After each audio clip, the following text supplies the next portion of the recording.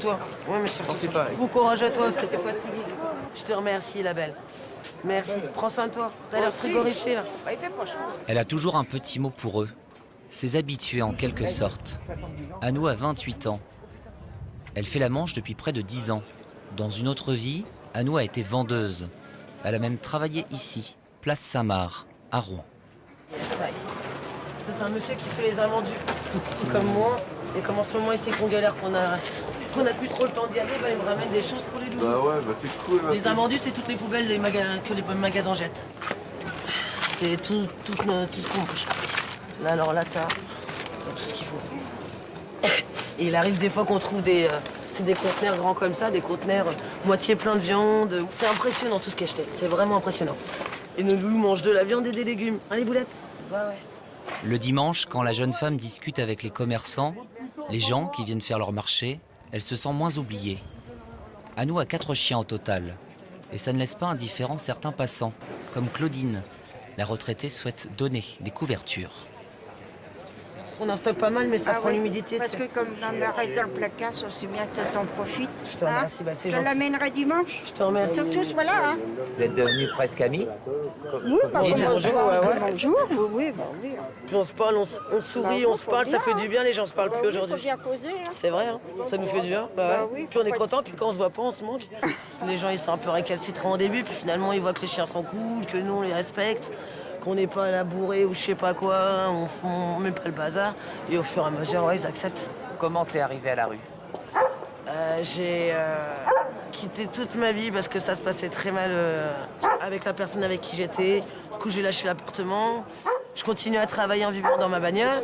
Je travaillais sur les marchés. Après, j'ai continué à travailler en vivant en squat. Et au fur et à mesure, bah, ça a été compliqué. J'ai voulu partir un été, histoire de remettre les choses en place. Et finalement, j'ai jamais repris le boulot. David, laisse passer les gens, s'il te plaît. Comme tous les dimanches, tu sais bien, Loulou. C'est un peu la patronne ici, non? Moque-toi.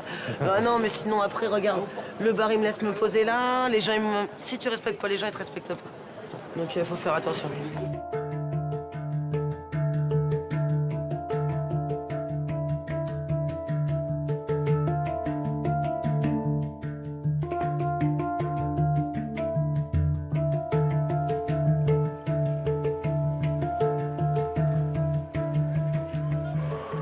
Anou rejoint son compagnon Maël.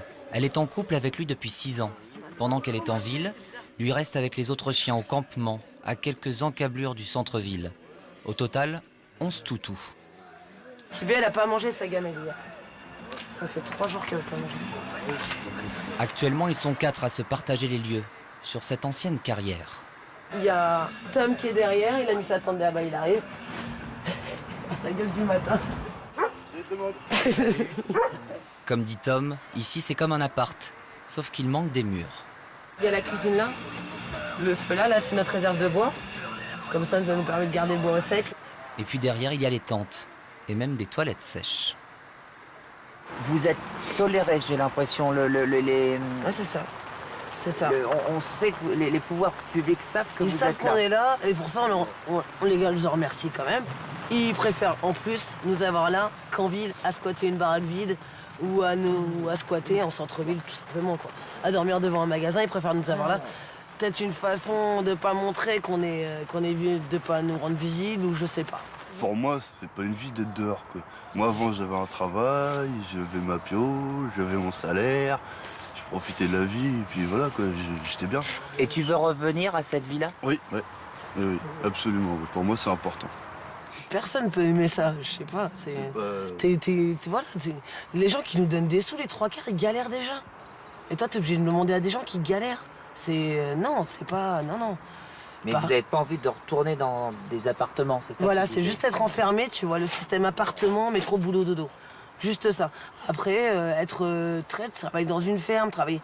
Oui, on est un peu vieux jeu, mais rien à foutre. Voilà, on veut de la nature. Nous, on veut la nature et se démerder comme ça. Des 3, c'est Maël qui est hors du système depuis le plus longtemps. Plus de 15 ans. Né ailleurs, adopté, il est allé de ville en ville et a déjà passé la moitié de sa vie dans la rue. Pour Anou et Thomas, c'est un peu différent. Tous les deux sont encore en lien avec leurs parents. Et je me dis, J'ai contacté ma famille et aujourd'hui ça se passe très bien. J'ai des très bons parents. Et mais voilà. Ils respectent ton choix. Ils veulent nous mettre à l'abri. Donc pour eux c'est compliqué de le respecter. Mais en même temps ils respectent parce qu'ils nous aiment. On a quand même des parents aimants. On a cette chance. Par rapport aux aides qui peuvent exister, vous touchez des choses ou... Moi j'ai le RSA, mon ami pareil. Et on le met de côté pour avoir un camion, pour pouvoir retravailler au plus vite. Et puis vivre dans ce système-là. Au début je le voulais pas parce que j'estime que c'est...